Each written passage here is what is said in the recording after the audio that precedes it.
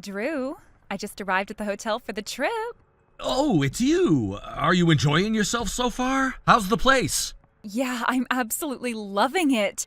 The room here is even bigger than my apartment. I'm already feeling so relaxed. I can just imagine how comfortable it's going to be to unwind here.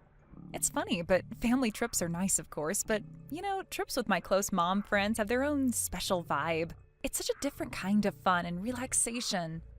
I'm glad to hear that. By the way, I was thinking I should mention something to you. What's going on? Tomorrow, I might not be able to check my phone as much. Oh? What's happening? Is work getting in the way? Yeah, kind of. It's gonna be a bit of a hectic day, and it looks like it might turn into a big thing. I'll be pretty tied up. Oh, and Amy's staying with my parents for the day, so that's all arranged. I don't have to worry about her while I'm busy. Ah, I see. Got it. Sounds like a packed day ahead. Yeah, exactly. So don't worry about me. Everything on this end is fine. Okay, understood. I won't bother you then. By the way, who exactly is with you on this trip? Just curious. Oh, it's Smiley's mom and Bree's mom. Is that a problem? Not really. I was just confirming. Just checking who's with you, that's all. Ah, gotcha. Well, I'm off to grab dinner with my friends, so I'll catch you later. And don't forget, I'll bring back some cool souvenirs for you. I can't wait to see your face when you get them. Yeah, don't have too much fun without me, all right? But seriously, don't go overboard and get too crazy.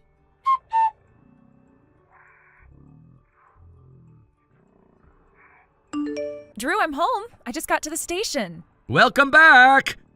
Sorry it's a little later than I thought. I didn't plan on it taking this long, but I'm really sorry about the delay.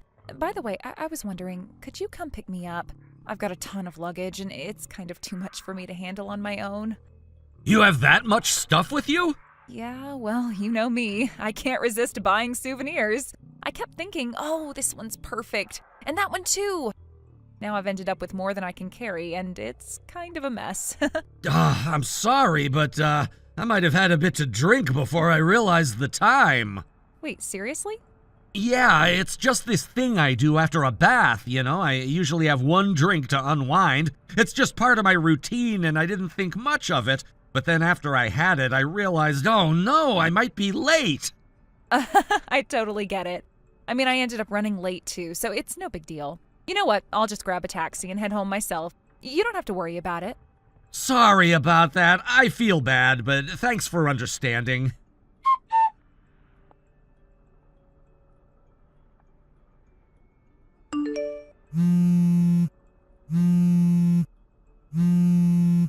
Hey, Drew. Are you away right now? I've been calling for ages and I'm starting to get a little worried. Can you pick up, please?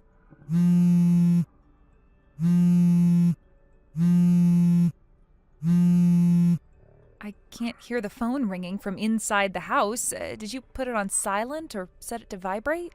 Is that what's going on right now? I'm starting to wonder if you're just ignoring me. Oh, wait, did you get here? Yeah, I'm here now, but the key, well, it's not fitting into the lock properly. I don't get it. What's going on? Do you think maybe my key's broken or something? It's just stuck.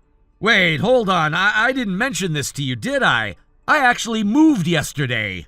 What? Wait, hold on. You moved? Why didn't you tell me? What do you mean you moved? You remember when I told you about the chaotic big move the day before yesterday? That's what it was. I really didn't get the chance to tell you the full details, but yeah, I moved. Wait. Didn't you tell me you had work to do? You were busy, right? I mean, moving itself is like a full-time job. It's a lot of work. I did mention it in passing, but I guess I didn't go into specifics. I figured you'd understand. Hold on, stop right there. How could you forget to tell me something this huge? How could you not mention it? This is massive, and you just didn't think to mention it?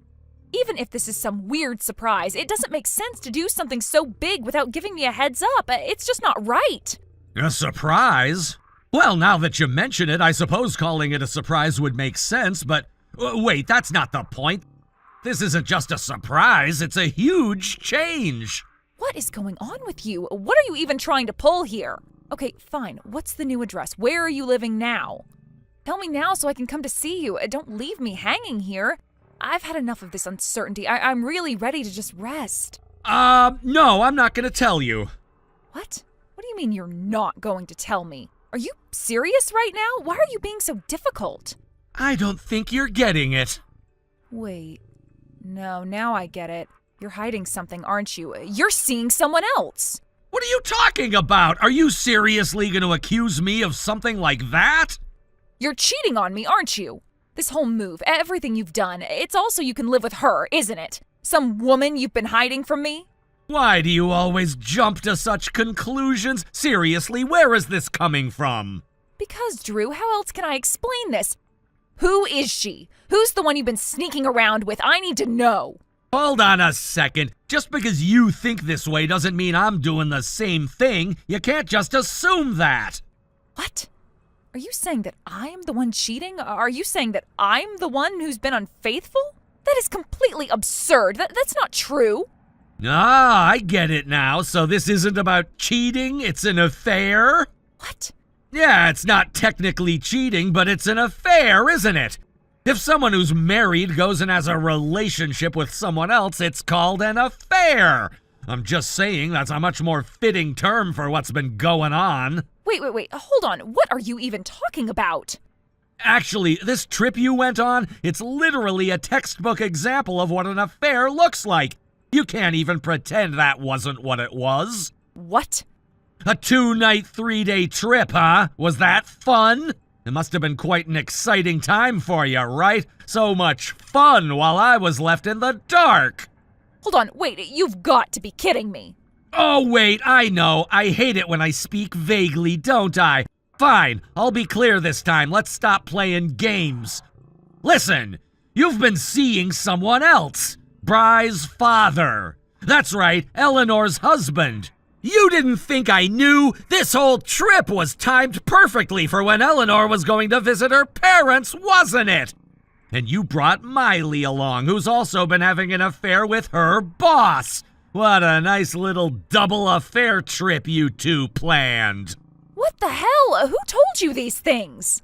You're just repeating whatever you've heard without even considering it. Are you serious? Don't just believe whatever nonsense gets thrown at you. This is a huge deal, and you're just jumping to conclusions like this? You don't get to move out because of this. You are messing with my life, Drew. How could you do this to me? You're divorcing me, but you better believe I'll be getting alimony from you, and I am not backing down. No splitting up assets, nothing. I am keeping what's mine. Amy's custody? That's mine, and you can't take that away from me. And don't even think about avoiding child support because I'll be getting it from you. You think this is gonna be easy, don't ya? Well, it's too late for your apologies. Don't even bother trying now. What the hell is this? Is this some kind of joke? This is a picture Eleanor sent me. It's a photo she provided as proof. Wait, hold on. This can't be real. This photo shows Lenore's husband bringing you into his house. I know because it's the exact same spot I saw you two together. How do you even have this? Well, there's a pet surveillance camera in the living room. She didn't even tell her husband about it. And guess what? It caught you both on camera without him realizing. And there's more footage where that came from. I don't think you want to see it. Trust me, it's a lot worse. What are you doing with Bree's mom? Why would she even do something like this? Eleanor knew about her husband's affair already. She didn't sit around feeling sorry for herself. She started investigating everything, and she knew about both of you. She found out the truth, Skylar. Wait, you're telling me this whole time she knew? I thought we were fine when we spoke at the kindergarten drop-off. There was nothing strange about our conversation. Yeah, well, I didn't notice anything either. But once I started looking deeper, the truth came out. Hold on. I found out about your affair 2 months ago, and I knew about your little getaway a month ago. During that time, I was getting everything ready to move out.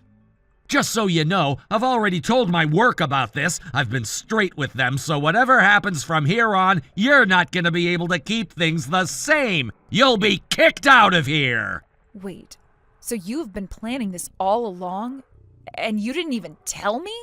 No, that's on you. You called it a mom's trip, didn't you? You invited your mom friends, but the truth is it was an affair trip. It was a cover-up for what was really going on. So you think this is just going to be swept under the rug? No, not a chance. After everything that's happened, living together is impossible now. This is it, Skylar. We're done. But we have been living together for the past 2 months. You couldn't have been okay with that. You have no idea how painful those 2 months were for me. And don't even get me started on that apartment. Your dad hates that place. He made it clear to me. And even though the lease is in my name, I'm the one who's leaving. Wait a second. I just realized. This whole thing with the key? Yeah, I changed the locks without telling your dad, so what? It's your dad's fault for not keeping track of things. What? I've already talked to your parents, Skylar. They know everything and they're backing me up. They know I'm moving out and they've approved of it. They're on my side. What? Why would they agree to this?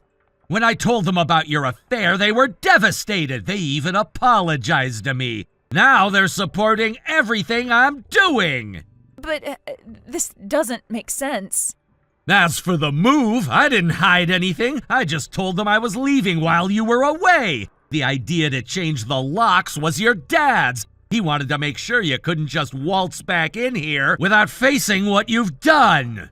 What? Why would he go that far? It's simple. He didn't want you to come back and pretend nothing happened. He thought it would be better to send you back to your parents' house to confront what you've done. What? So the apartment's canceled, and guess what? Your stuff is already at your parents' house. Your dad moved it all yesterday. Wait, you moved my stuff out without even telling me? You want me to go to my parents' house right now? You want me to deal with them after everything that's happened? Yeah, that's the plan. Enjoy the reception you get when you walk in. What? Your parents are so mad right now, they want to explode. But they know I need to do this, so they're letting you stay there. No, you've got to be kidding me. Depending on how you act when you get there, who knows what'll happen. But right now, it's just about surviving it. Wait, you can't be serious. By the way, your parents should be walking up the stairs to your apartment right now. What? I just got a message from them saying they're coming up now. Wait, what? The only way to get into the building is up those stairs, so you can't get away. You might as well sit tight and wait for them. Wait a second. How is the timing so perfect? Because I contacted them. Oh, and just so you know, Lenore's husband has already agreed to the divorce. Miley's mom is on the same path, too. But I guess you've got more pressing matters, like dealing with your parents. I don't think you have time for messages anymore, do you? From now on, everything will be handled by lawyers. Goodbye, Skylar.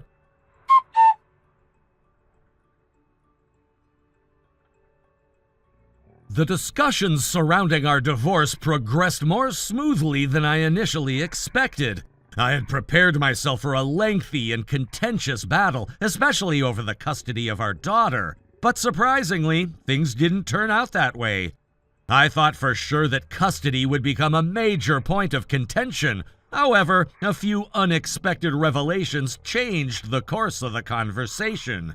It was discovered that my ex-wife had frequently left our daughter in the care of Miley's mom, one of her adulterous partners, as well as another individual involved in her affairs. This came to light during the proceedings, and it quickly became apparent that she had been neglecting her parental responsibilities. This revelation became the heart of the issue, and in the end, it led to me being granted full custody of our daughter. In the aftermath, I've made sure to settle near my parents' home so that I can receive their help in raising my daughter.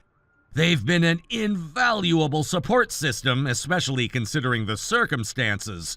Raising a child on my own isn't easy, but with their assistance, I'm doing my best to provide our daughter with a stable and loving environment. My parents have been there for me every step of the way, helping me navigate this new chapter in my life. As for my ex-wife, things haven't gone as she may have hoped. After the divorce, it seemed she was planning to remarry her former lover, Eleanor's ex-husband. She was eager to begin a new life with him, but her plans were quickly thwarted by her own parents. They stepped in and strongly opposed the idea of her remarrying, putting a stop to it before it could even take shape. I imagine it must have been frustrating for her to have her choices so heavily restricted, especially after everything that had happened, but considering the way she acted during our marriage, I can't say I feel much sympathy. What really impacted her was the alimony that was imposed after our divorce. The financial compensation that she was required to pay wasn't something she could easily afford. And while she might have initially thought she could somehow avoid the consequences, her parents stepped in to cover the costs.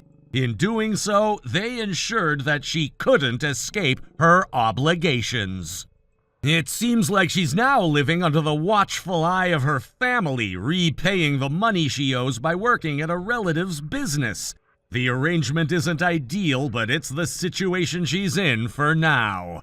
From what I've heard, she's not exactly happy with the restrictions placed on her life, but at least it's giving her the opportunity to pay off her debts and rebuild some semblance of stability. Though I may not have much compassion for her in terms of what she's going through, I can't deny that I feel a sense of satisfaction in knowing that she's facing the consequences of her actions. In the end, things have worked out well for me, at least in terms of custody. I'm focused on being the best father I can be for our daughter, and I know I'm giving her the love and care she needs. It hasn't been easy, but it's the right thing for both of us. As for my ex-wife, it's clear that she'll have to face the fallout from her decisions for some time. Whether or not she can rebuild her life from here is uncertain, but for now, she's tied to her family's expectations and the responsibilities that come with her choices. I've learned a lot throughout this whole process. I've learned that life doesn't always go the way we plan, but sometimes that's for the best. While the divorce wasn't something I ever wanted, I now see that it was necessary for both my well-being and my daughter's. I'm still figuring out the finer details of life as a single parent, but every day brings a little more clarity. I'm working hard to ensure my daughter has everything she needs, and I've come to realize just how much strength I have in me. I can only hope that as she grows older, she'll understand the sacrifices I've made for her and appreciate the stability and love I've worked so hard to create for us both. The future remains uncertain, but for now, I'm focused on doing my best. And that's all I can do. Thank you for watching and listening. We hope you enjoyed the video. Don't forget to like this video and subscribe. Also, feel free to leave a comment about what you thought of the story. We look forward to seeing you at the next story. Sarah, you've decided to go back home? Why? When I was just about to arrive at Mom and Dad's place, did you decide to leave? Don't you think that's a little too rude for us sisters? Are you not even going to at least say hello to your younger sister? I heard that you'd brought your boyfriend over here, right? Could you bring him to see me at least one time, please? Hey, stop trying to ignore me, you ugly loser. You're getting really annoying again, so could you shut up? Who the hell are you calling annoying? Do you think you have the strength to call me that to my face?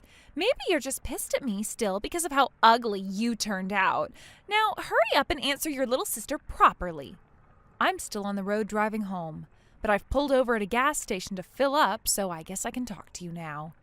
Well, none of that matters right now. What really matters is talking about that man of yours. I heard that you guys are even engaged now, huh?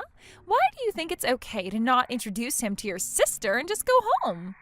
Because I don't want him meeting you. That's my reason. All you are is a piece of crap sister that calls anyone she ever sees ugly and worse than you are. That's really embarrassing at your age, and it is for me too, so I didn't bother waiting for you to get home. I get that you're saying that to sound all tough, but I know the real reason. You didn't want him seeing me because you're afraid I'd take him from you. I bet that the moment he gets a glimpse of my face, he'll jump right off your train and onto mine. He would never be able to take a look back at you once he's seen my gorgeous face compared to your ugly one. That's not at all what I was afraid of. I just don't want him near a vile piece of garbage that spews out all this horrible crap and then thinks it's okay just because it looks good. That's the whole reason I made sure you were out of the house for a while before I came over. But you came back a bit earlier than expected. Yeah, whatever you want to say. Seems like it's not only your appearance that's ugly, huh? Well, this time was just bad luck on my part, so I'll forgive you. However, next time, make sure you let me see him when you're around. There won't be a next time, Brandy. I had only gone over there to let them see who I've been dating and to let them know that he's the man I'll be marrying. And I'm not really planning to throw anything big to celebrate us, so there's really no need to invite you guys to anything. So that was the last time I'll be around you guys ever. Huh? What the heck? You're not even going to get my permission to marry him before you go? I don't really care what you think of us. You're not my parent. And it's not like you care about what happens to some ugly girl like me, right? It's still burned into my brain all the memories of how Mom and Dad treated you so much better than me just because you looked cuter to them. I was told over and over again that you got more than me because you were cuter, and that's the whole reason they never even paid for me to go to college. Right as I had graduated middle school, I had to run away from you guys and luckily was accepted into an all-girls private school that had a dormitory for me to stay in. And when I had asked one time to have a little bit of money for college, they turned me down, so I had to rely on scholarships to get me where I wanted to go. I'm sure you understand now why I had to cut ties with you all for a long time, right? And once again, I am going back to no longer involving myself with you all, so please respect that and leave me alone as well. You have a good point that I shouldn't care about what happens to an ugly little duckling like you, but I'm actually only interested in that man you have there. He's the same age as you, right? And just as I had heard from Mom and Dad, he has a really cute face and it's just my type. I bet if he got a look at me, he'd be all over me. What the hell are you saying? Could you calm down a little with those fantasies of yours? His name's Logan, correct? When you guys were backing out of the driveway, he must have gotten a good look at my face, right? I bet that blew him away after looking at your ugly face for the past few years. But aren't I a little too old for him?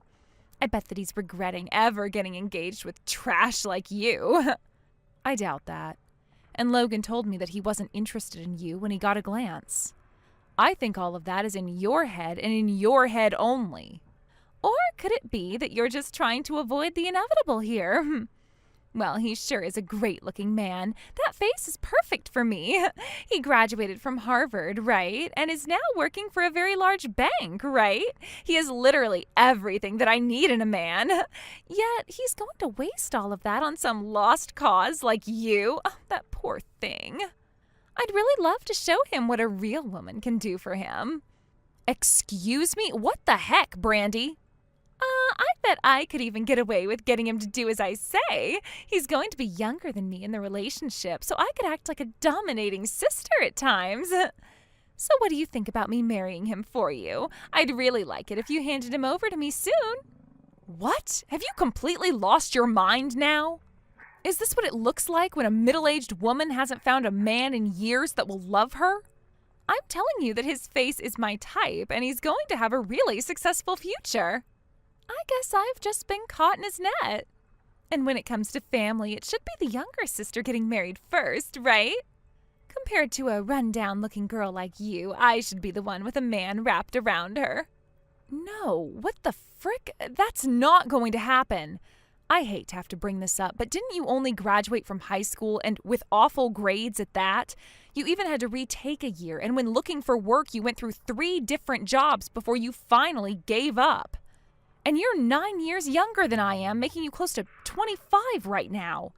I doubt that you'd ever be able to make conversation with a man like him. Huh? My past education and my job experience have nothing to do with love. My job as a wife is to take care of the house and the family. And I'll use my lovely body and face to make him feel like a king every time he gets home from work.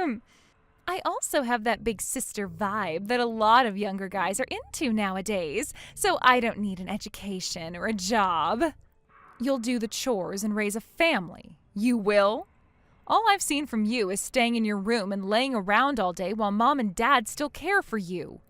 Mom has to do all the chores for you, and Dad has to still give you an allowance. You think that once you get married, you'll just stand up and do a 180? That'll never happen. You just keep on running your mouth, don't you? I've had enough of this, so just listen to what I'm saying. I'm going to be taking your man, so now hand him over. And then take yourself out to find someone that's a little less attractive and a bit more of a shut-in.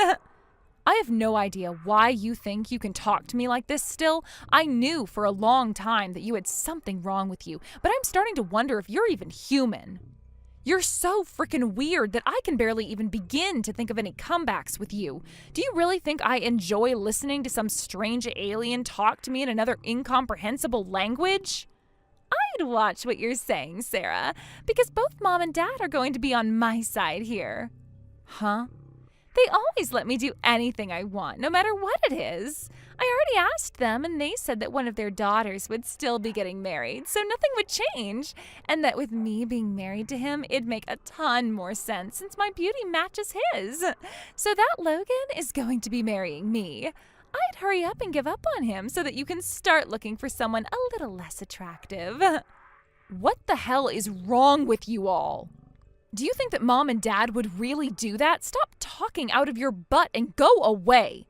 And get those gross thoughts of my fiancé out of your head. I have no idea what had gotten into you, little Miss Ugly. I'm just asking that you do as the family says and give him to me. Letting him marry you would be a total waste.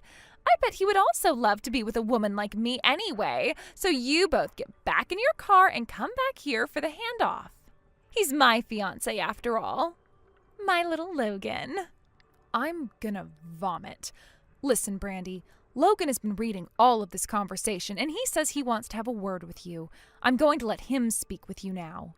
What? Really? I bet he's going to propose to me. Oh, I'm so happy. Hurry up and give him my number.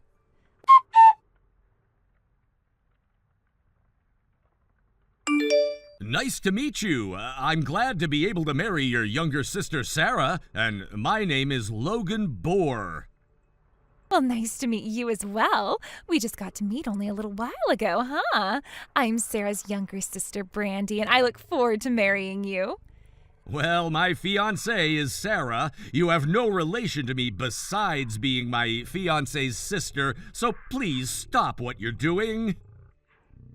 You don't have to hide your feelings for me anymore. Hey, you can give up on that ugly girl and come and marry me instead. I know that you have an interest in me, right, Logan? I knew by the way you looked at me while backing out of the driveway that you had started to get feelings for me. I suppose this is love at first sight, you and I.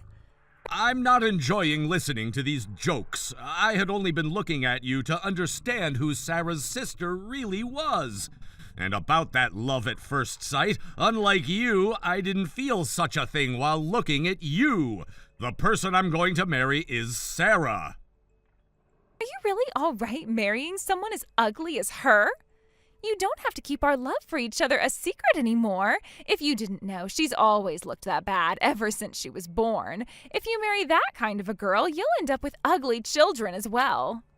Unlike what you keep thinking, I don't find Sarah to be ugly in any way. To me, she's a very cute and lovely woman. And since she's the most important person to me, I don't want to hear you talking poorly about her anymore. You have to be joking, calling her cute. Logan, have you really not noticed just how horrible of a person you've been dating? I suppose we'll need to get you a pair of glasses before the wedding, you poor thing. I bet that the moment you put those bad boys on and see my looks compared to hers, your heart will change in an instant. I think you deserve to have a good-looking wife like me, don't you think? And by having a hot-looking wife in your house, your status will go right up. So go get rid of that girl and come back to a beauty like me. I'm sorry. I know that you've been going on and on about how good-looking a person you are and whatnot, but have you taken a good look into a mirror lately? Well, to put this bluntly, and I'm sure this will sound rude and all, but you don't look as good as you hype yourself up to be. I'm sure that has to do with you neglecting your hygiene, right? I've noticed that you have a ton of pimples and blemishes on your face that really stand out. Also, your skin looks to be really oily, and I couldn't help but wonder when the last time you took a good shower was. And, well, I'm not sure what to say here, but from the way you've been treating my fiancé, it seems like you have something mentally wrong with you that needs to be addressed. What? Are you saying I'm hard to look at? Me? That could never be. How rude of you to say something like that to me. I told you I would be blunt. I never meant for any of that to be mean towards you, but since you keep making fun of my fiancé, I had no other choice than to state some very obvious facts about you. Honestly, I'm angry with you, so I had no choice but to tell you off like this. Compared to you, Sarah not only looks better than you, but she has a way better and healthier heart than you do. Really, it's hard to even compare you to someone as amazing as her. Stop screwing around, Logan. Are you seriously going to sit there saying that she looks better than me? How could that possibly be? Maybe I was wrong about you having a hard time seeing and needing glasses. Really, you seem to just be blind to what true beauty is. Well, if that's the case, then I'm fine being blind. At least I still get to love a woman that doesn't have a warped soul, who finds it okay to pick on her little sister and threaten to take her fiancé from her. So I'm glad to be marrying Sarah. Warped? What makes you think I'm that bad of a person? You need to get a grip, Logan. There is no way I could be that kind of a person. Apologize to me. Apologize to me right now. You can't call me any of that. Now come over here and get on your knees and apologize to me. If you don't apologize to me right now, I'm going to disown her. Well, that would be great, actually. She already had to leave that house when she was 13 because you guys never cared for her. And this whole time she had been trying her best to at least let you guys know about her life and me becoming her fiancé. So if you think you have to disown her, well, it'll take a lot of weight off her back and mine.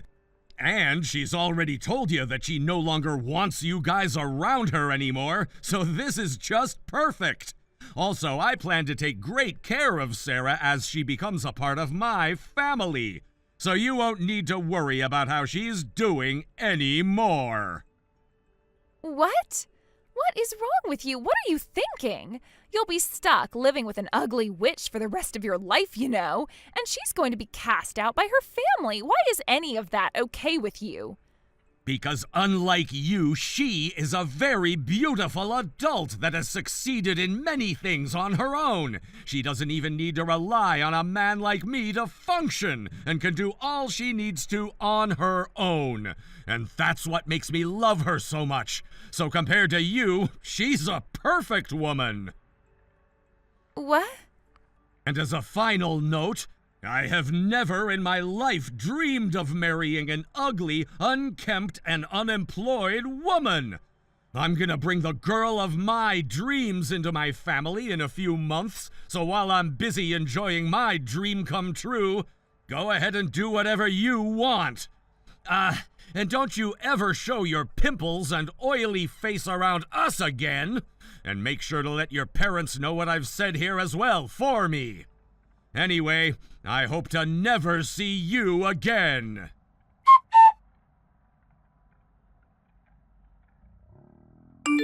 After I finished the conversation with my younger sister, I made a decisive decision to block her from my life. I was done with the toxicity she had brought into my world, and I realized that cutting ties with her was the best choice for my own peace of mind. The conversation had been a long time coming, and when it finally happened, I felt a mix of relief and empowerment. But what really struck me during that time was Logan's reaction to the whole situation. He had been calm and composed, but his words to my sister showed just how deeply he cared for me. His protective instincts were clear, and I felt a warm rush inside knowing that he was on my side, standing up for me in ways that I had longed for but never thought I would receive. It wasn't just what he said that impressed me, but how he said it. He was firm but never raised his voice, yet every word he spoke hit like a ton of bricks. I think my sister had never been talked to like that before in her life. She was used to getting away with things, to manipulating others into giving her what she wanted, but this time Logan was different. He didn't let her get away with her behavior, and I think that was the wake-up call she desperately needed. I could see the shock in her eyes as he called her out on her actions, and for the first time, I think she finally realized that not everyone would tolerate her entitled behavior. But it wasn't just my sister who received Logan's wrath. He didn't stop at just confronting her. He also spoke directly to her parents. The way he addressed them, telling them how they had enabled her behavior for so long, really opened their eyes. My parents had always been blinded by their love for their daughter, and it took someone like Logan to pull back the veil and show them the ugly truth. For so many years, they had been in denial, making excuses for her, believing that she was simply misunderstood or that her actions could be excused by her youth or circumstances. But Logan didn't hold back. He told them exactly what I had been too afraid to say for so long. And in that moment, the filter was lifted. The reality of the situation hit them hard, and they had no choice but to accept it. The days following that confrontation were tense. My sister became a shell of the person she once was, retreating to her room and not coming out except to grab food. It was almost like she was in hiding, unable to face anyone. I think, for the first time in her life, she was confronted with the full weight of the consequences of her actions. No longer could she rely on her parents to shield her from the truth, and she was forced to reckon with the person she had become. Her parents, too, had changed. They began to treat her differently, no longer tolerating her entitled attitude. I had always felt that they had coddled her, that they had never held her accountable for her actions. But now it seemed like they were finally seeing her for who she really was. They stopped giving her special treatment, and instead, they started to tell her what they always should have. They told her that she needed to get a life, that she wasn't going to be handed everything just because she was their daughter. Day after day, they would tell her she was a failure, that she wasn't living up to her potential, and that she was going to have to face the real world with no help from them anymore. I think that deep down, my sister had always known she wasn't the person her parents thought she was.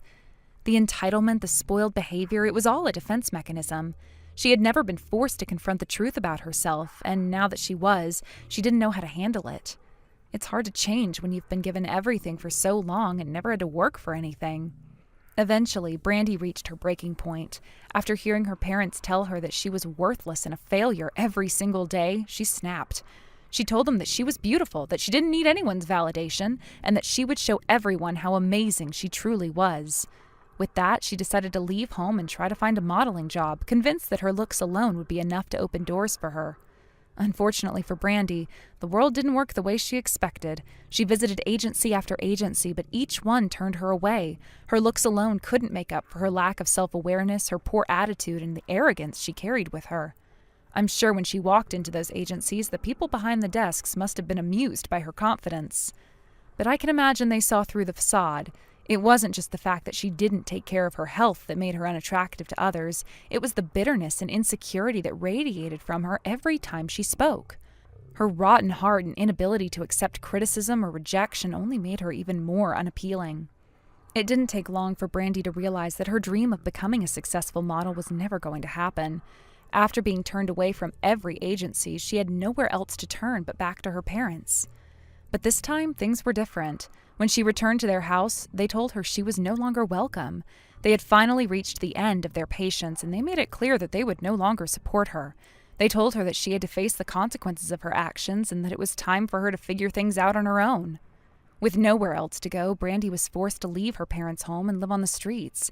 It was a sobering experience for her, and although I don't take any pleasure in seeing her suffer, I couldn't help but feel that it was something she needed to experience. It was the harsh reality she had been avoiding for so long. For the first time, she had to face the world without the safety net of her parents. Sierra, are you visiting your family again? I've lost count of how many times you've chosen your parents over your responsibilities as Brad's wife. You didn't visit us for Christmas last year, nor for Easter or the 4th of July before that. When exactly do you plan to come here? It's been years since you married Brad, and you haven't visited even once, not even once. What are you thinking? Do you even realize what your responsibilities are as my oldest son's wife? Hello, Natasha. I've mentioned this several times before, but let me reiterate. I only meet you on special occasions, weddings, funerals, and similar events. As far as I know, there haven't been any recent occasions that would necessitate my attendance. So no, I haven't had a reason to visit you guys yet for a while now. That's ridiculous! Just because Brad is stationed overseas doesn't mean you can completely neglect his family. Do you realize how selfish this makes you look? As my oldest son's wife, it is your duty to dedicate yourself to his family, especially his parents. This isn't about what you want, it's about tradition and respect. Are you forgetting why I stopped coming around in the first place? When Brad and I first got married, you immediately started criticizing me. You treated me as if I was some kind of project you could mold into your ideal version of a daughter-in-law. Brad had to step in and tell you to stop, right? Criticizing you? When have I ever done that? I was only trying to teach you the proper conduct of my oldest son's wife is all. Then let me ask you, what exactly does your version of proper conduct entail? Oh my, you mean you still don't know? Fine, since you seem so clueless, I'll explain it again, step by step. 1. An eldest son's wife must never disobey her mother-in-law. 2. An eldest son's wife must wholeheartedly dedicate herself to her husband's family. 3. An eldest son's wife must quit her job and focus entirely on her household. 4. An eldest son's wife must give birth to a male heir and cannot stop having children until she does. 5. An eldest son's wife must live with her in-laws and take care of them with genuine affection. 6. An eldest son's wife must take on all household chores after moving in. 7. An eldest son's wife must sever ties with her birth family and treat her husband's parents as her own. Now, does that clear things up for you? Those 7 points, they're not just unrealistic, they're impossible for me to follow. Excuse me? I'm someone who believes in voicing my opinions. Even if it's with my in-laws, I'll discuss differences of opinion thoroughly. If I see something wrong, I won't hesitate to address it. As for living together, Brad himself said it wouldn't happen. And regarding your retirement plans, Brad told me that you and his father have already decided to handle things independently. It's just something Brad said on his own. The traditional way is for the eldest son's wife to handle these responsibilities. I've been trying to convince Brad to understand that this is how things should be. Tradition or not, the idea that I must quit my job and cut ties with my family just because I married Brad is completely unreasonable. I love my career and I plan to continue working. And I'll visit my family whenever I feel like it. That won't change. You can't just dismiss tradition like that. And about your insistence on having a male heir, you're aware, I assume, that the baby's gender is determined by the father's chromosomes, correct? It's not something I can control. Also, gender selection isn't something amateurs should even consider. It's unrealistic and, frankly, absurd. Sierra, what kind of nonsense are you spouting? If you think you can silence me with these flimsy excuses, you're sorely mistaken. If you consider this nonsense, then what you're saying is nothing short of absurd. Excuse me? It's this unrealistic attitude of yours that makes what you're doing feel like in-law harassment. Harassment? Oh, don't be ridiculous. This isn't harassment, it's guidance. I'm doing my best to help you because you clearly don't understand what it means to be a proper daughter-in-law. And yet you have the audacity to reject my kindness, Sierra? Kindness, you say? Yes, kindness. You don't see how much effort I've put into this. It is heartbreaking and infuriating that my sincerity hasn't reached you. You need to understand something. A woman's role is to nurture and protect her household. Quit your job already and focus on your home. I am teaching you this because it's my duty as your senior. Every family is different, Natasha. Brad and I are building a household that reflects our values, not someone else's. How can you not understand this yet? What you call guidance is nothing more than meddling in an attempt to force your beliefs onto me. But you married into this family. As a member of this household, it's only natural for you to heed the advice of your seniors. I see. Well, let's talk about some practical matters. Practical matters? What now? Are you still going to defy me? First, let's talk about my job. Before I married Brad, I founded my own company and became its CEO. Wait, CEO? Yes, if I quit my job, that means shutting down my company. And if the company closes, what happens next? It's simple. My employees lose their jobs and their livelihoods. You're a CEO? Why haven't I heard about this before? I mentioned it when we first met, but you dismissed me, saying, "Stop talking about silly dreams and focus on being a proper wife." Even when I tried to explain, you interrupted me and lectured me about proper conduct. I was only trying to prepare you for your role in this family. Brad was so frustrated by your behavior that he told me you don't have to deal with my mother. Brad said that? In fact, he even suggested I block your contact information. But considering his overseas assignment, I kept the lines of communication open. Now, back to the point, do you still think I should quit my job? Well, I don't want your employees to suffer, but... So you understand my position? But I still think a woman should prioritize her family over her career. I can't abandon my company. Oh, I have an idea.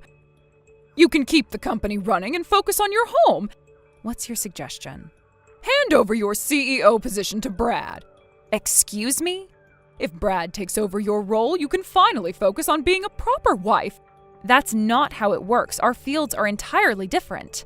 Brad is a quick learner. He can do it. Let's give it 2 months, train him, step down, and move in with us. This isn't realistic. Trust me, Brad can handle it. Natasha, do you hear yourself right now? Of course. Now let me call Brad and arrange his return. There's no need. Brad is here. What? He's right here with me. He has something to say to you. Listen carefully to what he has to say.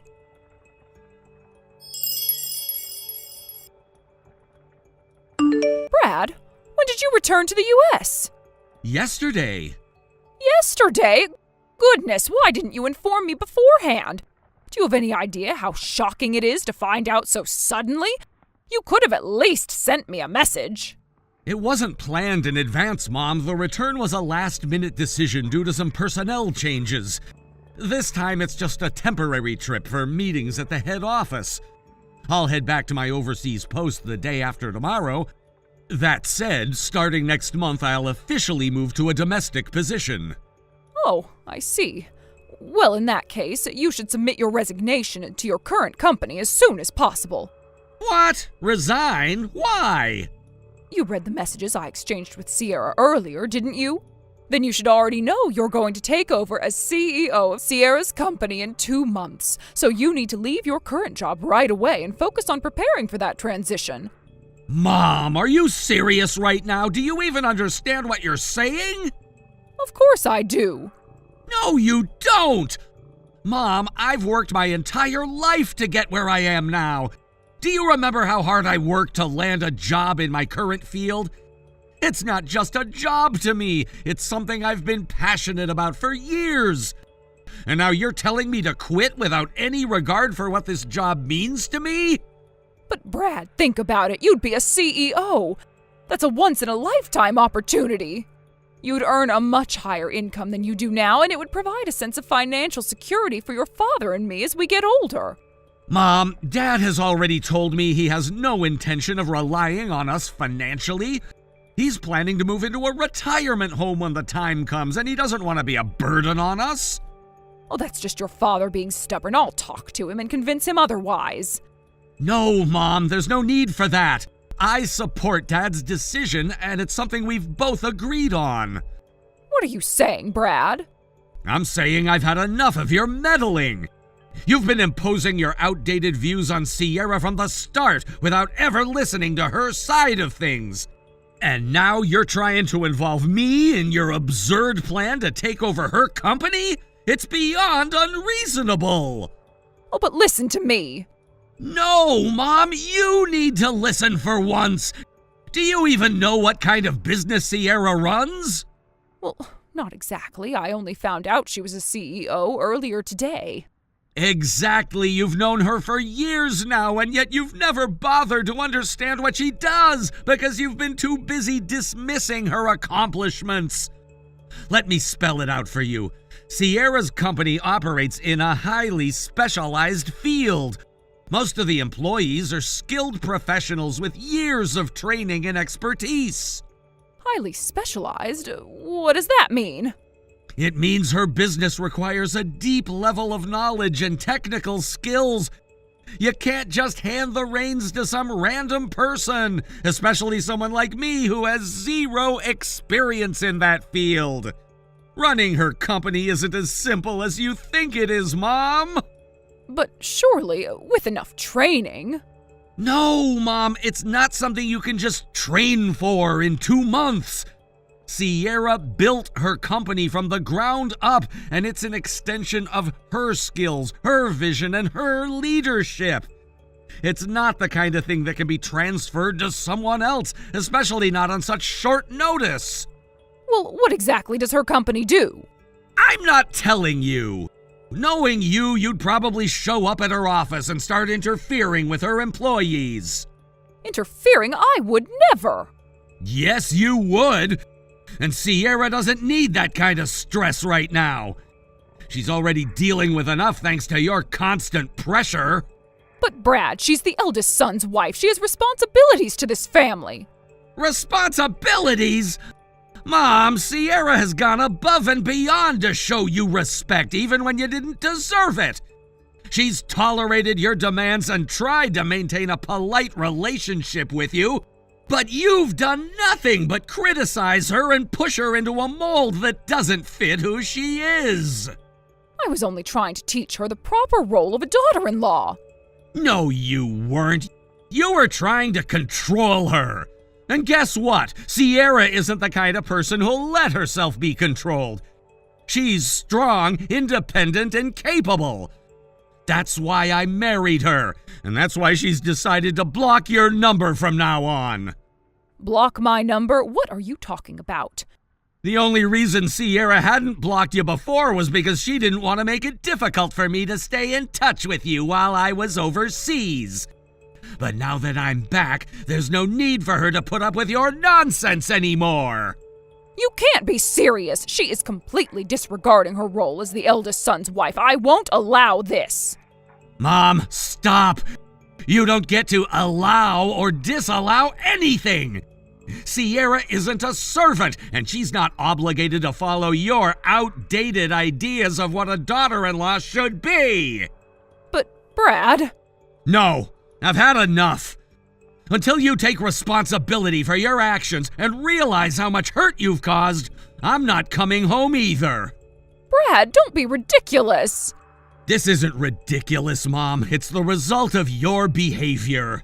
From now on, if you want to contact us, you'll have to go through Dad. That's the only way I'll consider maintaining any sort of relationship with you. You're being unreasonable. Unreasonable? No, Mom! Unreasonable is trying to ruin someone else's career and marriage because you can't let go of your outdated expectations. I hope you think long and hard about everything I've said. Goodbye. Brad, no, wait. Please don't block me. Brad!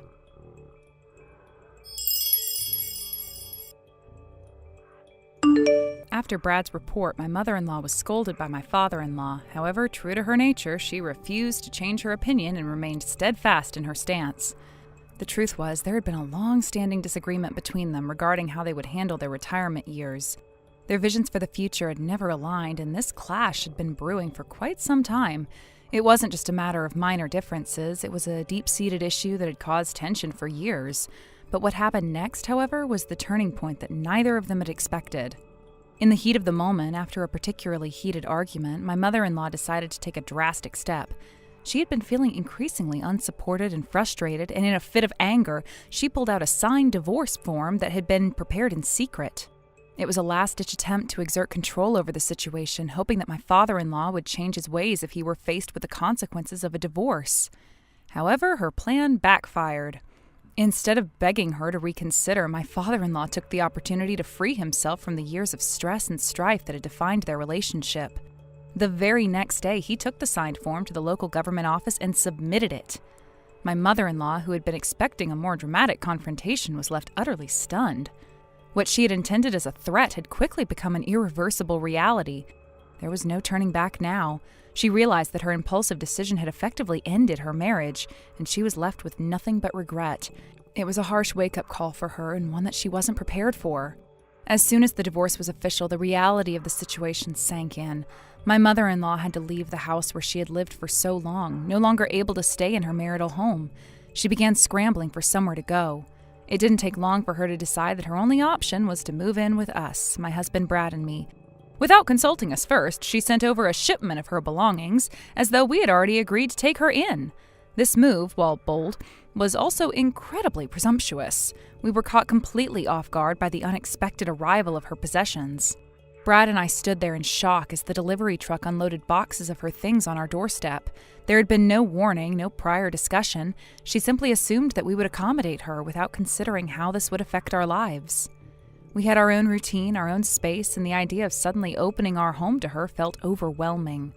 Brad, ever the problem solver, wasted no time in addressing the situation. Instead of confronting his mother directly, he reached out to her older brother, the only remaining relative who might be able to offer any assistance. Brad explained the situation, outlining the difficulties of housing his mother and the implications for our family. His uncle, who had been dealing with his sister's behavior for years, wasn't particularly surprised by her actions. He was familiar with her stubbornness and understood the challenges she presented. However, he agreed to help. Brad arranged for the shipment of my mother-in-law's belongings to be redirected to her brother's house. The items were rerouted and the situation was resolved without much drama. But just as we thought the matter was settled, my mother-in-law arrived at our doorstep completely unannounced. It was as if she expected us to simply accept her into our home without any discussion. Brad, who had prepared himself for this possibility, calmly and firmly explained the situation to his mother. He told her that we were not in a position to take her in and that her belongings had already been sent to her brother's home. My mother-in-law was taken aback by this response. She'd clearly expected a warm welcome, but instead she found herself being turned away. It wasn't the outcome she had hoped for, and she was visibly upset. To avoid further conflict, Brad's uncle came over to personally escort my mother-in-law back to his home. It was a somewhat awkward and uncomfortable moment, but ultimately it was the best solution for everyone involved. We didn't want to completely shut her out, but we also needed to establish boundaries and protect our own family life. Now my mother-in-law lives at her brother's home, which has already passed into the hands of the next generation. The home is no longer truly hers. It now belongs to her nephew, and she occupies a small, isolated corner of the house. Her once commanding presence is diminished, and she now lives in a much more modest and humble situation. It's a far cry from the life that she once had, and I'm sure it's difficult for her to adjust to this new reality. Brad's uncle has said that she spends most of her time quietly, keeping to herself. She doesn't want to draw attention to her situation, and she seems to avoid conflict at all costs. But there's no denying that her life has dramatically changed. The woman who once ruled her household with an iron fist is now living on the fringes of her family, no longer the center of attention. It's a humbling experience, and I can't help but feel a sense of justice in how things have turned out. For years, my mother-in-law had been the source of much of the tension in our family. Her refusal to compromise and her ability to manipulate situations for her own benefit created many problems, especially with my father-in-law. Now it seems as though the tables had turned. She was the one facing the consequences of her actions. While I do feel some sympathy for her, there's also a sense of satisfaction in knowing that her behavior is finally caught up with her. Looking back, it's clear that my mother-in-law's life has been shaped by her refusal to bend or adjust to the needs of others. She's always been quick to judge and criticize, but now she's on the receiving end of the same treatment. It's a difficult lesson, but one that could potentially help her grow and change. Time will tell whether she learns from this experience or continues down the same path of self-centeredness and pride. As for Brad and me, this situation has taught us some valuable lessons about boundaries and family dynamics. We've learned that it's important to stand firm in our decisions, even when it's uncomfortable. We've also learned that we cannot sacrifice our own happiness and well-being for the sake of others who are unwilling to change or respect our limits. Our home is our sanctuary, and we must protect it from outside influences that seek to disrupt our peace. Moving forward, I hope that my mother-in-law can use this time to reflect on her life and the choices she's made. She has the opportunity to reinvent herself, but only if she's willing to let go of her past behaviors.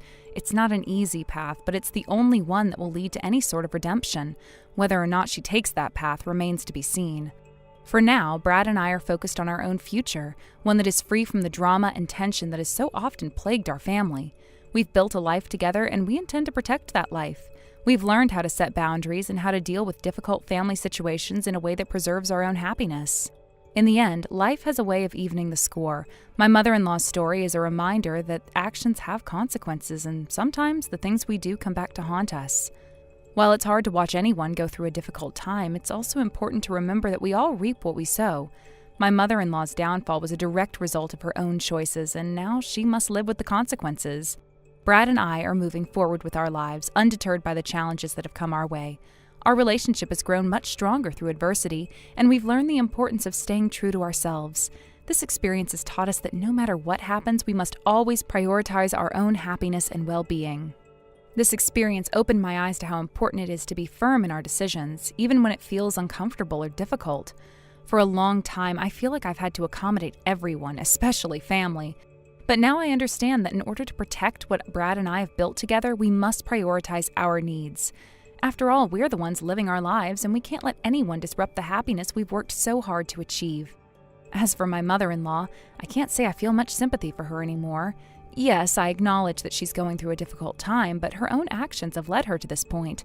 She spent so many years controlling situations and the people around her that it's no surprise that eventually everything started to unravel. Her world has been turned upside down, and now she must face the consequences of her own behavior. But as hard as it is to say, it's the only way she might learn. Brad and I are now stronger, more united than ever. We've learned that sometimes to move forward, you need to let go of the toxic elements in your life, even if they are family. It's a hard truth, but one that's been necessary for us. We're no longer afraid of confrontation, and we know that we must protect the life that we've built together. In the end, my mother-in-law's story is a lesson for everyone. Actions have consequences, and sometimes those consequences are inevitable. We can only hope that, in time, she learns to reflect on her past and make better choices for her future. Thank you for watching and listening. We hope you enjoyed the video. Don't forget to like this video and subscribe. Also, feel free to leave a comment about what you thought of the story. We look forward to seeing you at the next story. Hey, Matt. Your business trip started today, right? Yeah, that's right. Just like I mentioned this morning, I'll be away for 2 nights and 3 days starting today. I wrapped up my work at the company in the morning and then left right after lunch to catch my flight. Got it. So everything seems like it's on track with no changes in the plan, right? Yep, that's right. No changes so far. Wait a second. What's up with you today? You don't usually ask me about my schedule like this. You're being extra curious today. Well, it's just that I'm also going on a trip starting today, so I figured it would be a good idea for both of us to keep track of each other's plans, just to be on the safe side. Oh, I see now. So you're going on a trip with Miley from Virginia, huh? Yep, that's right. Just like you, it's a 2-night, 3-day trip, and there are no changes in the schedule. Got it. So everything's set for both of us then. But, I feel kind of guilty. I feel like I'm the one just going off to enjoy myself while you're stuck working and staying away for business. Oh, come on, don't feel bad about it. It's not like that at all. Business trips can actually be a bit of a break, believe it or not. Really?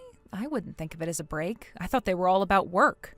No, really. Once the work part of the trip is done, it's actually quite relaxing. After meetings or whatever business I have to take care of, I get to just chill at the hotel and not worry about anything. In fact, it's probably healthier than sitting at a desk for hours on end, staring at a screen all day. Wow, I never thought about it that way. I always imagined business trips were just exhausting. Trust me, they can be, but there's a certain freedom to it that's hard to explain. It's like I'm out of the office and just getting to reset. It's nice. You should try it sometime. I'll keep that in mind. Anyway, I think it's about time for me to head out and meet Miley now. We've got a few things planned for the day. Oh, I see. Well, I'm also about to head out now, so we're both off to our own trips. Right, let's both enjoy our time away, even if it's for different reasons. I'll message you again later tonight once I've settled in. It'll be nice to catch up. Sounds good. I'll be looking forward to it. All right then, take care on your way and have a safe trip. You too. Don't have too much fun without me, and enjoy the time with Miley.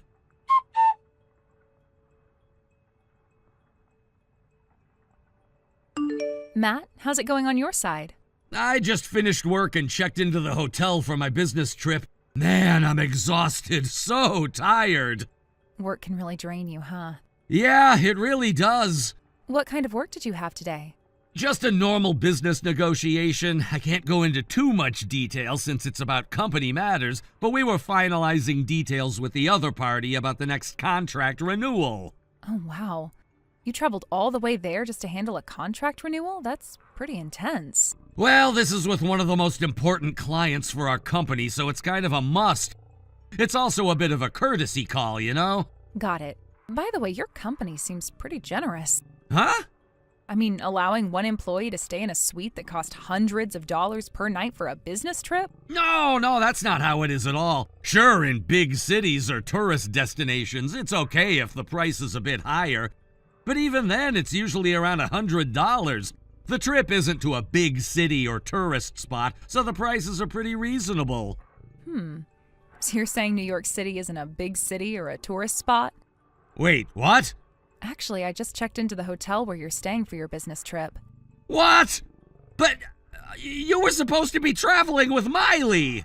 Yeah, Miley and I are here on a sightseeing trip in New York. Wait a second! But you were talking about looking forward to the outdoor bath, right? Wasn't your trip supposed to be to a hot spring resort? Oh, that. We're planning to stop by a ski resort on the way back, which has an outdoor bath. I was talking about the outdoor bath there. Are you serious?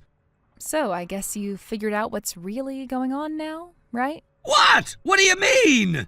Whether you're genuinely clueless or just pretending not to know, let me clarify. Amy Jackson. What? She's your business trip companion, right? But wait, why are two people of the opposite gender staying in the same room for a business trip? Doesn't that seem a little inappropriate from the company's perspective? Oh, I see. You must have seen me and Amy check in together. It's actually the hotel's mistake. The suite room mix-up is their fault, too. They were supposed to prepare another room for us, but I haven't heard back from the front desk yet. Something's weird, huh? Even if you call the front desk now, it won't help. No, really, it's true. There's no reason to think anything shady is going on. The hotel made a mistake, but that's it.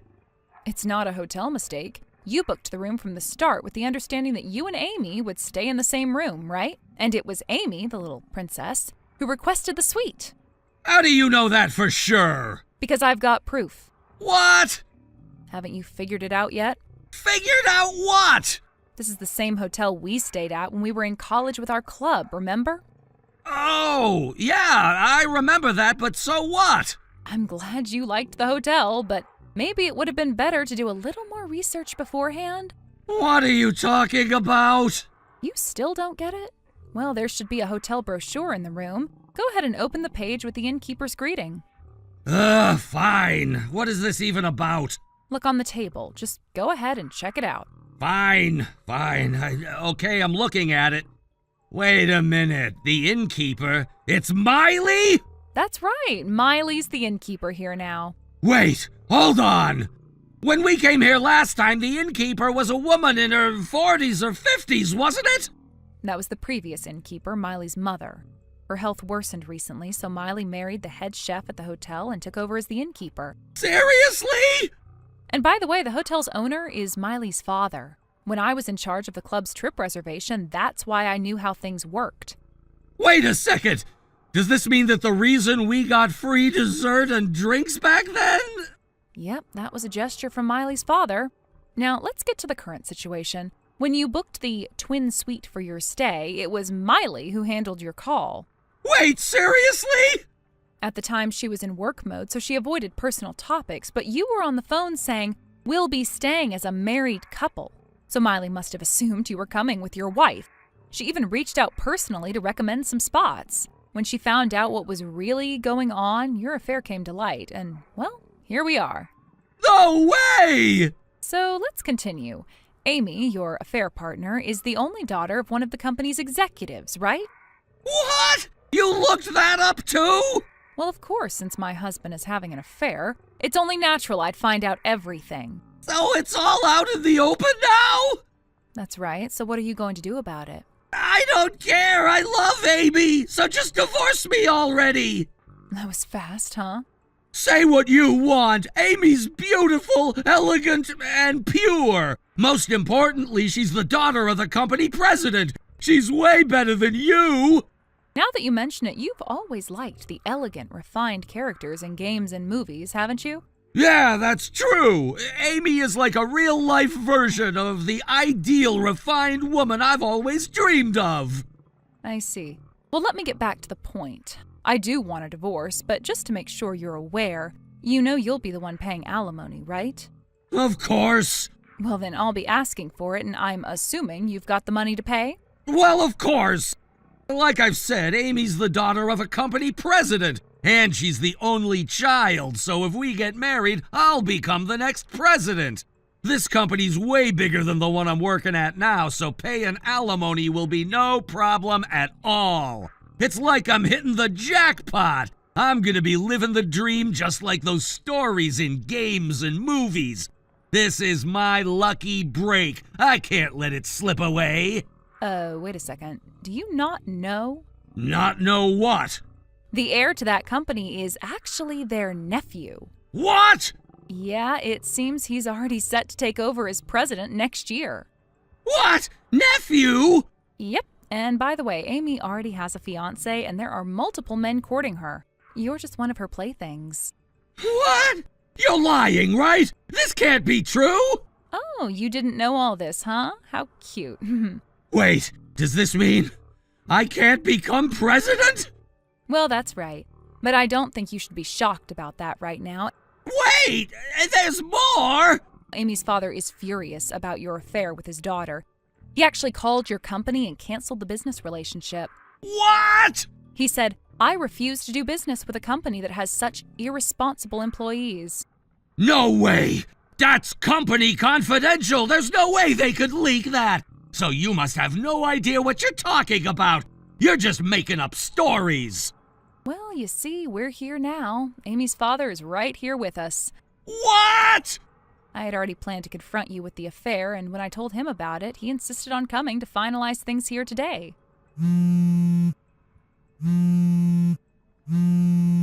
Oh, don't bother calling. We're staying in the room next door. What? Well, let's move to your room to talk. We'll bring in the lawyer, too, and settle this face to face.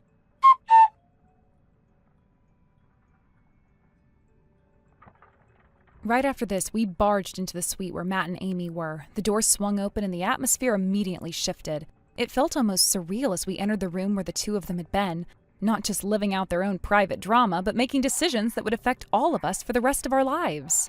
The scene inside was tense. Matt and Amy were sitting on the couch looking almost stunned, not expecting the confrontation that was coming their way. They had no idea we were coming, but they should have known better. This was the end game, the point of no return. The lawyer who had been with me throughout this ordeal stepped forward, his demeanor cool and professional as always. He was the one leading this entire process, ensuring everything was done legally and properly. He advised me at every stage of this chaos, and now it was time to put everything into motion. Under the lawyer's direction, we were about to settle things right then and there. The divorce papers were placed in front of them. The moment had arrived. There was no going back. Matt's face, already pale from the overwhelming realization of what he had done, grew even paler as the papers were pushed toward him. Amy looked more resigned than surprised, her expression a mixture of shame and inevitability. She knew there was no escape now. The damage was done. Her actions and Matt's had led to this moment. Without wasting any more time, the lawyer instructed both of them to sign the divorce papers immediately. It wasn't a request, it was a demand. There was no room for negotiation or hesitation. They had both made their choices, and now they had to deal with the consequences of those choices. The room was thick with the weight of the situation, but there was no alternative but to comply. After all, this was the only way to legally dissolve the mess they had created. The signing was done quickly, almost in a robotic manner. Neither of them looked at each other as they signed, but their eyes flickered briefly toward one another, a fleeting moment of shared understanding that, for all the passion and connection they had once felt, it was over. The life they had tried to build together, the lies, the betrayal, the broken promises, it all led to this moment, and now there was no turning back. The lawyer took the signed papers and began to finalize the details. As for me, I felt a strange sense of satisfaction. This was the culmination of months of emotional turmoil, of uncertainty, and of pain. Finally, it was all coming to an end, but in some ways, it was only the beginning of a new chapter for me. I had been patient through this whole process, waiting for the moment when I could take control of my own future, and now it was time. But Matt wasn't the only one affected by this. His company had been hit hard by the scandal surrounding him. The affair between him and Amy had gone public in a way that was impossible to ignore, and the backlash had been swift and severe. Their biggest business partner, who had been a longtime supporter of the company, was so disgusted by Matt's actions that they severed all ties. The deal they had been working on for months fell apart, and with it, the company lost millions of dollars. It was a massive blow, one that left the entire organization reeling. The company's upper management, not willing to tolerate the scandal, made the decision to cut ties with Matt. The resignation was inevitable. In a way, he had no choice but to leave. His presence had become toxic, and despite his previous position and contributions to the company, there was no recovering from this. The damage was too great. He was asked to resign, and there was no going back. His professional career, much like his personal life, had collapsed. And as the one who had caused all this, Matt had no one but himself to blame. The worst part for him, perhaps, was that there was no dignity in his departure. He was escorted out of the building in disgrace, with whispers and stares following him wherever he went. It was a humiliating moment, one that would stay with him for the rest of his life. The man who had once been so confident, so secure in his career, was now left with nothing but the ruins of his past decisions. As for me, I wasn't about to let this pass without claiming what was rightfully mine. I'd suffered enough, and I was going to make sure that Matt and Amy paid for what they had done. The emotional toll had been heavy, and though money could never fully compensate for the hurt and betrayal I had experienced, it was the least I could do. I demanded a lump sum payment from them as alimony, one that would make sure I didn't have to deal with this situation for the rest of my life. There was no hesitation on my part. I wasn't going to allow them to walk away from this without facing the financial consequences of their actions. I was going to ensure that I was compensated for everything, every moment of pain, every sleepless night, every ounce of emotional energy that had been drained from me. They had taken so much from me, and now it was time for them to pay. I demanded the full amount up front, no installments, no payment plans, just a lump sum. And surprisingly, they agreed. Amy, who had been once so sure of herself, looked defeated as she handed over the payment. Matt, too, seemed resigned to the fact that he had no choice. It wasn't a victory, not in the true sense of the word, but it was justice in some form, and that was enough for me. Looking back, I couldn't help but think that in some ways I had been fortunate. Despite everything that had happened, there were no children involved. If there had been kids in the picture, things would have been much more complicated. Child custody, visitation rights, and the emotional toll on the children would have been overwhelming. I was lucky in that sense, though I knew it wasn't something I could take for granted. The emotional scars were still there, but at least I didn't have the added burden of worrying about a child caught in the middle of this mess. As for Amy, the fallout of her affair was swift and unforgiving. The acting world, once full of promise for her, turned its back on her completely. The news of her betrayal spread like wildfire through the industry, and it wasn't long before her career came to a screeching halt. No one wanted to work with her anymore. The scandal had ruined her reputation, and she had nowhere to turn. She had once been the promising starlet with a bright future, but now she was nothing more than a cautionary tale. Her engagement to Matt was officially called off. It had been a short-lived romance, one that had burned bright and fast before fizzling out in spectacular fashion. Promises of love and a shared future had crumbled into nothing, leaving Amy with only the remnants of her shattered dreams. To make matters worse, Amy found herself cut off from her family. Her father, as he had promised, disowned her. The rejection was swift and harsh, a final blow to someone who had already lost so much. It wasn't that her father had never warned her about her actions. He had made it clear that if she ever brought shame to the family, he would not hesitate to cut ties. And true to his word, he did just that. There would be no forgiveness, no second chances. Amy was on her own, without the safety net of her family to fall back on. With nowhere else to turn, Amy found herself working at a night establishment. It wasn't glamorous, but it was the only way she could make ends meet. She had once dreamed of being a star, but now she was stuck in a world far removed from the glitz and glamour she had once known.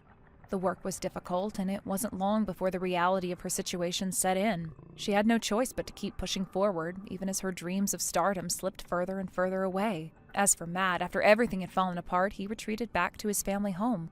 But instead of picking up the pieces of his life and trying to rebuild, he chose to hide away from the world. He locked himself in his room, isolating himself from everyone and everything. It was as if he had given up. There was no effort to find a new job, no effort to move forward in any meaningful way. Instead, Matt became obsessed with anime and video games. It was as if these fictional worlds were the only thing that could give him solace. He threw himself into these virtual realms, living out romantic fantasies with two-dimensional characters. It was strange, almost pathetic, to see a man who had once had everything retreat into a world of escapism. He seemed to find more comfort in these imaginary relationships than in confronting the harsh reality of his own life. Thank you for watching and listening. We hope you enjoyed the video. Don't forget to like this video and subscribe. Also, feel free to leave a comment about what you thought of the story. We look forward to seeing you at the next story. Thank you for watching. Please subscribe and hit the like button. See you next time.